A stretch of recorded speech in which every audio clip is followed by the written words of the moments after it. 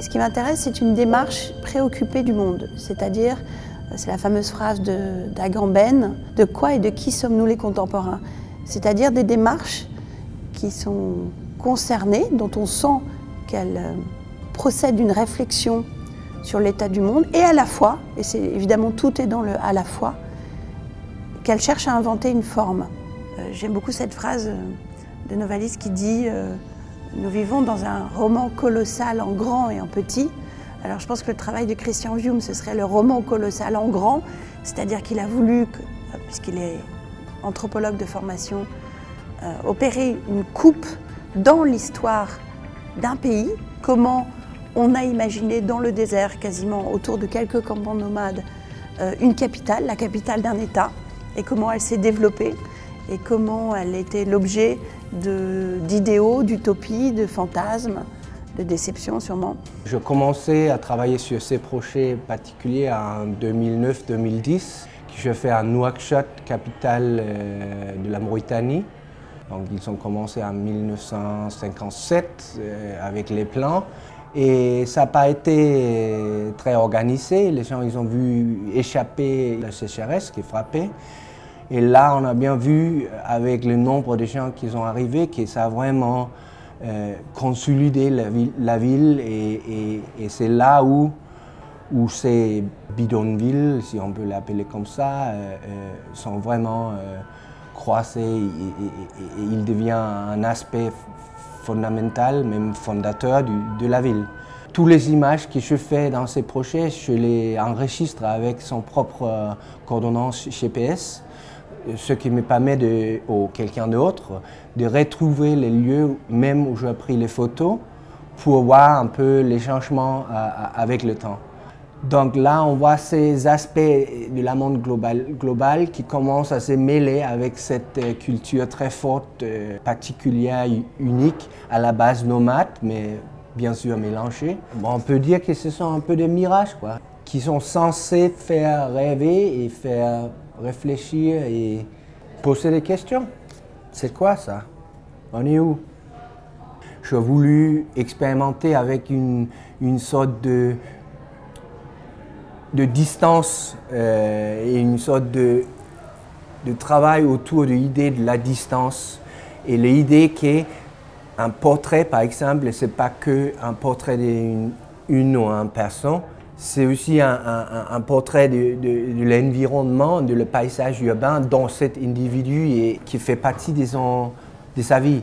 Parfois, j'aime bien cette manière ouverte de juste se promener et de passer des heures en marchant, en parlant un peu avec des gens. Je prends un thé, je fume une cigarette, je regarde un peu ce qui se passe.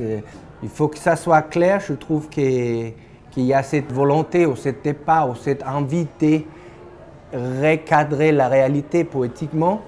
Je ne crois pas que je puisse donner une image objective de n'importe quoi. Ça n'existe pas. J'ai envie de voir comment ça va être reçu et si ça donne sens. Et puis Marta Zierska, là on est plutôt dans le roman colossal mais en petit. On sent une extrême rigueur et une extrême précision dans ces allégories de la douleur, mais aussi de la renaissance. Et c'est ça ce qui m'a beaucoup touchée dans son travail, c'est que c'est quelque chose de très fin, de très délicat, de très subtil, de presque onirique. Nie wystarczy mi tylko i wyłącznie kreowaniu ładnych obrazów. Chcę, żeby zdjęcia były osadzone w teorii, w refleksji. Kilka lat temu znalazłam w rodzinnym domu kartkę, na której widniała ocena opisowa z czasów, kiedy byłam w pierwszej klasie szkoły podstawowej. Moja wychowawczyni napisała cenę, list, w którym były same komplementy, to jakim jestem złotym dzieckiem, cudowną uczennicą. Kiedy patrzyłam się na to, jak w tym perfekcjonizmie, w dążeniu do doskonałości gdzieś człowiek może się zagubić, gdzie wszystkie te cudowne rzeczy są tylko pozorem i nie mają nic wspólnego z samooceną, z samopoczuciem. W 2013 roku przeżyłam poważny wypadek samochodowy i poczułam potrzebę opowiedzenia o tym poprzez fotografię. Myślę, że post nie jest terapią, ani prostą kolekcją, katalogiem lęków. Jest to dla mnie raczej tworzenie z tego, co daje mi rzeczywistość. Lepienie z materii, która mnie otacza. W moim przypadku jest w tym momencie tak, a nie inaczej. Dlatego tym, a nie innym tematem się zajmuję. I moim celem jest to, że w trakcie oglądania fotografii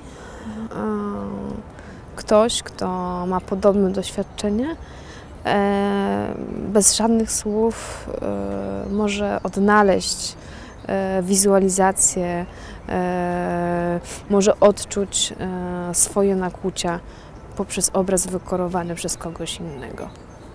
Myślę, że jest to bardzo dziwne przeżycie, które na pewno jest silnym bodźcem, które zmusza do działania, do twórczego poszukiwania, do odpowiedzi, do wizualizacji. Jest to bardzo naturalny proces dla osoby, która wyraża się poprzez sztukę, poprzez fotografię czy jakiekolwiek inne medium. Yes. Je pense que ce qui a motivé le coup de cœur qui a été décerné à Patrick Villocq, c'est que son projet est fou. On est proche d'un théâtre de rue, mais d'un théâtre de rue qui aurait été totalement pensé pour une image qui résumerait en quelque sorte tout le propos. Voilà. C'est comme écrire un livre en une phrase. C'est très beau. Walé veut dire femme primipare qui allaite. Donc c'est une jeune mère qui vient d'accoucher de son premier enfant. C'est un rituel de la maternité. Donc elle quitte son mari le lendemain de l'accouchement et elle part avec son enfant, le nouveau-né, dans la case de sa mère où elle va recevoir son initiation. Elle va passer la première année à s'occuper de l'allaitement et la deuxième année à produire son spectacle de danse et de chant dont je m'inspire pour les photos. Donc le jour où la Walé va sortir de réclusion, elle va avoir tout un spectacle où elle va exprimer tout ce qu'elle a ressenti, tout ce qu'elle a vécu pendant qu'elle était en réclusion. Elle va parler de sa solitude, de ses fantasmes, elle va critiquer son mari, son entourage.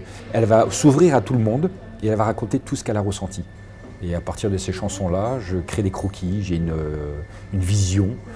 Et puis, il a fallu les construire, ces dessins. Donc j'ai recruté localement une équipe de constructeurs, de pygmées principalement, qui connaissent très bien les produits de la forêt. Donc c'est un projet qui est complètement communautaire. Chaque photo fait à vrai dire 35 mètres carrés, où on a 7 mètres à la base, on a 5 mètres de haut, et puis j'ai aussi 35 mètres carrés au sol. Donc j'ai à vrai dire 70 mètres carrés de surface à recouvrir. Puisqu'on est dans la chanson, qui est complètement immatériel, et certains aspects, on est un peu dans le monde enfantin ou kitsch, on est un peu dans un conte de fées aussi. C'est un peu le monde que j'essaie de décrire à travers ces photos-là.